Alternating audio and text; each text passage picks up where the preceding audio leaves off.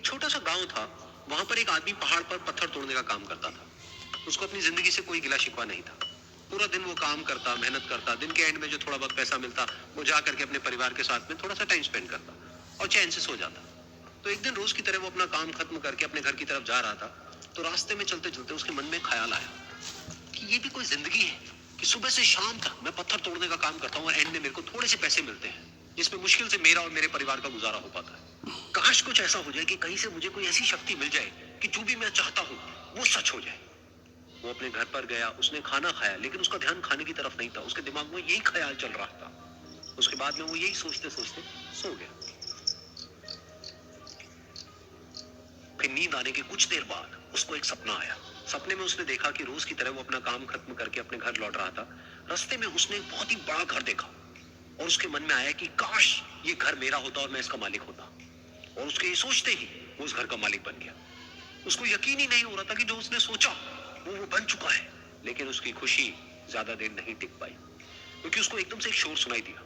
उसने अपने घर के बाहर देखा कि एक बहुत बड़ी रैली निकल रही है जिसमें बीचों बीच एक पॉलिटिशियन है जो ऐसे ऐसे हाथ हिला रहा है। और वहां पर जितने भी लोग खड़े थे सब उसके नाम के नारे लगा रहे थे, उसके आगे हाथ जोड़ करके खड़े थे, सब उसको देखने के लिए तड़प रहे थे। तब उसको ये एहसास हुआ कि मैं कितना छोटा हूं उसके आगे। और फिर उसके अंदर से एक ख्याल उठा कि काश मैं ये पॉलिटिशियन होता और मेरे पास भी इतनी ही पावर होती जितनी कि इसके पास में है। बस उसका इतना सा सोचने की देर थी, वो पॉलिटिशियन बन गया। उसकी खुशी का ठिकाना नहीं था, क्योंकि उसके आसपास में हजारों लोगों की भीड़ थी और सब उसको देखने के लिए तरस रहे थे, तड़प रहे थे। लेकिन उसकी ये खुशी भी ज्यादा देर नहीं टिक पाई। धूप बहुत ही तेज थी और उस पॉलिटिशियन को आदत नहीं थी इतनी गर्मी में रहने की। तो उस धूप की वजह से उसको चक्कर आ गए और वो बेहोश होकर के गिर गया। फिर उसको एहसास हुआ कि ये पॉलिटिशियन सबसे ताकतवर नहीं है, ये जो सूरज है ये सबसे ताकतवर है। और उसके मन में आया कि काश मैं ये सूरज बन जाऊं तो मेरे आगे कोई नहीं टिक पाएगा। और उसका इतना सा सोचने की देर थी और वो सूरज बन गया। और वो खुशी से पागल हो गया, क्योंकि पूरी दुनिया को वो ही रोशन कर रहा था और पूरी दुनिया में ऐसा कोई नहीं था जो कि उसकी रोशनी को रोक सके। लेकिन उसकी ये खुशी भी ज्यादा देर टिक नहीं पाई, क्योंकि कुछ ही देर बाद आसमान में कुछ काले बादल आए जिन्होंने कि उस सूरज की रोशनी को रोक दिया। फिर उसको ये एहसास हुआ कि इस दुनिया में ऐसा भी कोई है जिसमें दम है उसकी रोशनी को रोकने का। और उसके मन में एक ख्याल उठा कि काश मैं वो बादल बन जाऊं। और वो बादल बन गया और आसमान में उड़ने लगा। उसको ऐसा लगा कि मैं आसमान में उड़ रहा हूं और अब मैं जहां चाहे वहां जा सकता हूं। लेकिन कुछ देर बाद वहां पर एक बहुत तेज हवा का झोंका आया जो कि उन बादलों को उड़ा करके ले गया।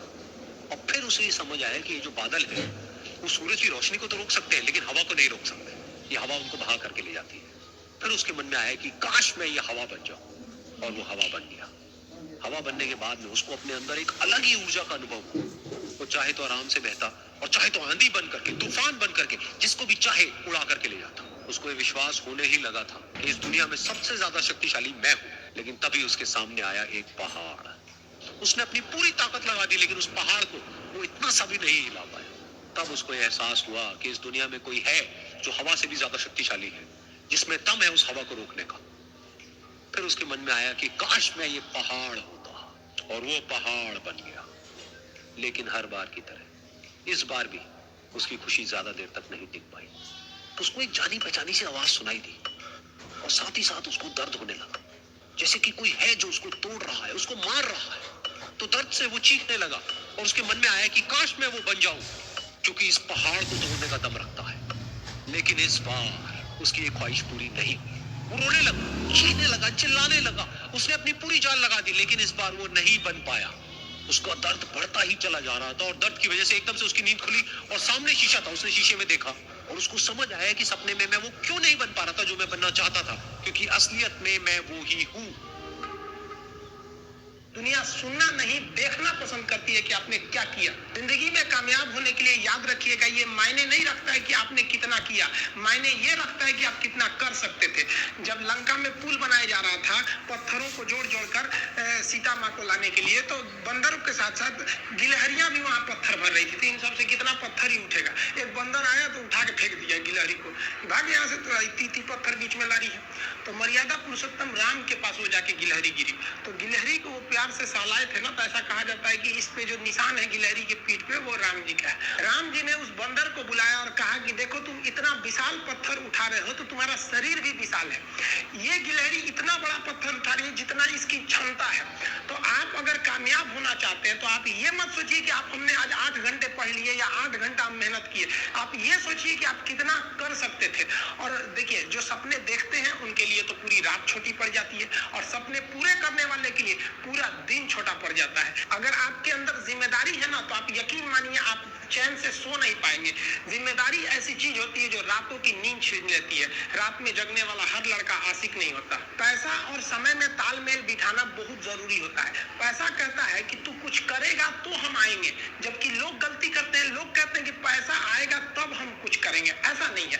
पैसा कहता है कि तू मुझे आज बचा ले, मैं कल तुझे बचा लूंगा। पैसा बेशक भगवान नहीं है और ना ये आपके साथ ऊपर तक जाएगा, लेकिन पैसा जब तक आपके साथ है ना, तब तक आपको नीचे गिरने नहीं देगा। देखिए, पैसा जीवन में बहुत कुछ है, बहुत कुछ, लेकिन पैसा सब कुछ नहीं है। इंसानियत मायने रखने चाहिए। समय के साथ आप कभी खिलवाड़ मत कीजिएगा। दुख की बात यह है कि समय बहुत कम है, लेकिन सुख की बात यह है कि अभी भी समय है। लेकिन समय के पास इतना समय नहीं है कि आपको दोबारा समय देगा। वक्त नहीं लगाइए आपको यह निर्धारित करने में कि क्या करना है, वरना वक्त निर्धारित कर देगा आपका क्या करना है।